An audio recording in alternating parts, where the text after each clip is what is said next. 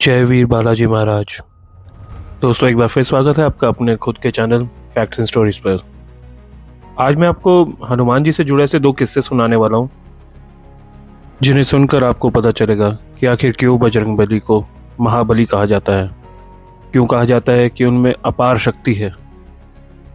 तो चलिए इस कहानी को आगे बढ़ाते हैं। तो एक बार की बात है, हनुमान जी का रावण से आमना सामना हुआ। रावण ने कहा, मैंने सुना है कि तुम बहुत ही शक्तिशाली हो, तुम में अपार बल है, परंतु मैं भी त्रिलोक विजेता हूँ। मैंने कई देवताओं को परास्त किया है। तो इस बात पर हनुमान जी बोले, ठीक है, होगे तुम बहुत ही बलशाली, तो मैं क्या करूं। हनुमान जी की इस बात को सुनकर रावण को बहुत क्रोध आया। उसने हनुमान जी से कहा कि मैं तुम्हें युद्ध के लिए चुनौती देता हूँ। हम दोनों युद्ध करेंगे, जो जीतेगा वह सर्वशक्तिशाली कहलाएगा। तो इस बात पर हनुमान जी ने कहा कि मेरे पास इतना वक्त नहीं कि मैं तुमसे युद्ध करता रहूं। मुझे श्री राम नाम का जाप भी करना है। तो एक काम करते हैं, हम दोनों एक दूसरे पर एक एक प्रहार करते हैं। जिसे ज्यादा कष्ट हुआ वह हार जाएगा और दूसरा सर्वशक्तिशाली कहलाएगा। क्या बोलते हो? यह बात सुन रावण अहंकार में चूर होकर बोला, ठीक है, मुझे स्वीकार है। तो हनुमान जी ने कहा, ठीक है, पहला प्रहार तुम करो। परंतु रावण अपनी शक्तियों के अहंकार में इतना चूर था, उसने कहा नहीं, पहला प्रहार तुम करो, देखो तो सही आखिर तुम में कितना बल है। यह बात सुनकर हनुमान जी बोले, देखो, अगर मैंने प्रहार किया और तुम हार गए तो ये मत कहना कि मैंने तुम्हें अवसर ही नहीं दिया। तो पहला प्रहार तुम करो। तो रावण ने कहा, ठीक है वानर, तैयार हो जा मेरे प्रहार के लिए। और रावण ने अपनी पूरी शक्ति लगाकर हनुमान जी पर पहला प्रहार किया। उन्हें एक मुक्का मारा, परंतु हनुमान जी हिले तक नहीं। यह देखकर रावण हैरान हो गया। उसे यकीन ही नहीं हुआ कि उसकी इतनी शक्ति होने के बाद भी हनुमान जी हिले तक नहीं। इसके बाद हनुमान जी की बारी आई।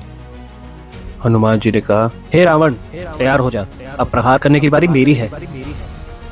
यह नजारा देखकर स्वयं ब्रह्मदेव चिंतित हो गए, क्योंकि वे जानते थे कि हनुमान जी कितनी शक्तियों के मालिक हैं। उन्हें लगा कहीं ऐसा ना हो कि हनुमान जी के एक प्रहार से ही रावण की मृत्यु हो जाए और श्री राम जी का जो जन्म लेने का उद्देश्य था वह अधूरा रह जाए। तब ब्रह्मदेव ने हनुमान जी से प्रार्थना करी कि वह अपनी 1/3 शक्ति का ही इस्तेमाल करें। हनुमान जी ने ब्रह्मदेव की बात मान ली और उन्होंने अपनी 1/3 शक्ति से ही रावण पर प्रहार किया। उसका नतीजा यह हुआ कि रावण कहीं योजन दूर जाकर गिरा। कहीं दिन तक उसको होश ही नहीं आया और इस प्रकार हनुमान जी सर्वशक्तिशाली सिद्ध हो गए।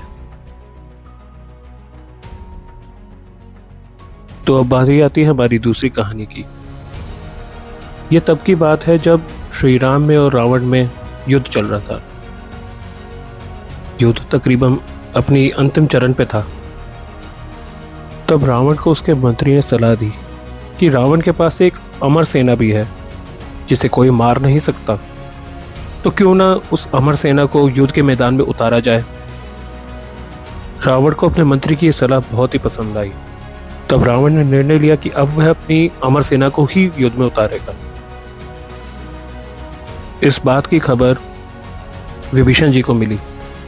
विभीषण जी ने श्री राम को बताया कि रावण अपनी अमर सेना को उतार रहा है।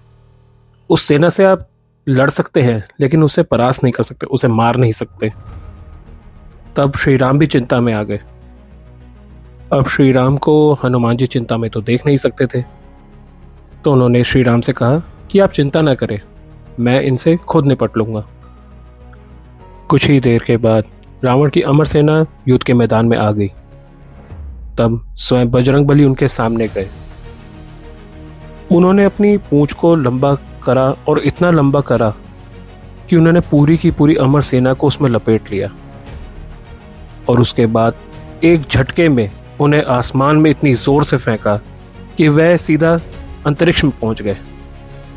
अब वह अंतरिक्ष से वापस तो आ नहीं सकते थे और मर भी नहीं सकते थे, इसलिए वह वहीं पे रह गए।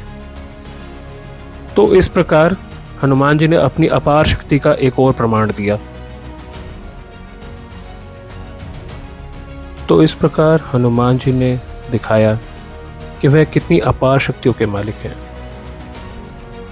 आशा करता हूं आपको ये कहानी पसंद आई होगी। अगर आप कोई और कहानी सुनना चाहते हैं तो कमेंट बॉक्स में अपनी सजेशन लिख सकते हैं। तो फिर लाइक करें हमारी इस वीडियो को, सब्सक्राइब करें आपके अपने चैनल फैक्ट्स एंड स्टोरीज को, और वह बेल आइकन ज़रूर दबाएं ताकि हमारी आने वाली किसी भी वीडियो का नोटिफिकेशन आपको सबसे पहले मिले। धन्यवाद।